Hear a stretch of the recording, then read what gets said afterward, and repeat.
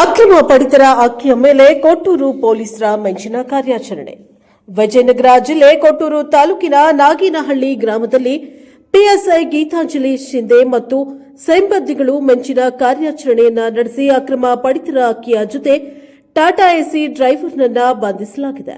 ಯಾವುದೇ ಪರವಾನಗಿ ಇಲ್ಲದೆ ಅಕ್ರಮವಾಗಿ ಪಡಿತರ ಅಕ್ಕಿಯನ್ನ ಸಾರ್ವಜನಿಕರಿಂದ ಕಡಿಮೆ ಬೆಲೆಗೆ ಹೆಚ್ಚಿನ ಬೆಲೆ ಮಾರಾಟ ಮಾಡಿ ಲಾಭ ಮಾಡಿಕೊಂಡು ಸರ್ಕಾರಕ್ಕೆ ಮೋಸ ಮಾಡುವ ಉದ್ದೇಶದಿಂದ ಆಟೋದಲ್ಲಿ ಅಕ್ಕಿ ಮೂಟೆಗಳನ್ನು ಲೋಡ್ ಮಾಡಿಕೊಂಡು ಚಳ್ಳಕೆರೆಗೆ ಪಟ್ಟಣದ ಮಲ್ಲಿಕಾರ್ಜುನ್ ರವರಿಗೆ ಮಾರಾಟ ಮಾಡಲು ತೆಗೆದುಕೊಂಡು ಹೋಗ್ತಾ ಇದ್ದಾಗ ಶ್ರೀ ಬಿ ಮಂಜುನಾಥ ಆಹಾರ ನಿರೀಕ್ಷಕರು ತಾಲೂಕು ಕಚೇರಿ ಕೊಟ್ಟೂರವರು ಪೊಲೀಸ್ ಠಾಣೆಯ ಪಿಎಸ್ಐ ಹಾಗೂ ಸಿಬ್ಬಂದಿಯವರೊಂದಿಗೆ ದಾಳಿ ನಡೆಸಿ 760 ಕೆಜಿ ಪಡಿತರ ಅಕ್ಕಿಯ 21 ಮೂಟೆಗಳು ಲೋಡ್ ಆಟೋವನ್ನ ಜಪ್ತಿಪಡಿಸಿಕೊಂಡು ಅಕ್ಕಿ ಮೂಟೆಗಳನ್ನು ಸರ್ಕಾರಿ ಗೋದಾಮಿಗೆ ರವಾನಿಸಿ ಆಟೋ ಚಾಲಕ ಡಿ ಶ್ರೀನಿವಾಸ್ ಮತ್ತು ಪಡಿತರ ಅಕ್ಕಿ ಖರೀದಿಸುವ ಚಳ್ಳಕೆರೆ ಪಟ್ಟಣದ ಮಲ್ಲಿಕಾರ್ಜುನ್ ಇವರ ವಿರುದ್ಧ ಪೊಲೀಸ್ ಠಾಣೆಯಲ್ಲಿ ಪ್ರಕರಣ ದಾಖಲಿಸಿ ತನಿಖೆಗೆ ಒಳಪಡಿಸಲಾಯಿತು. Bureau report Chigateri Jayappa, NKS TV4 Vijayanagara.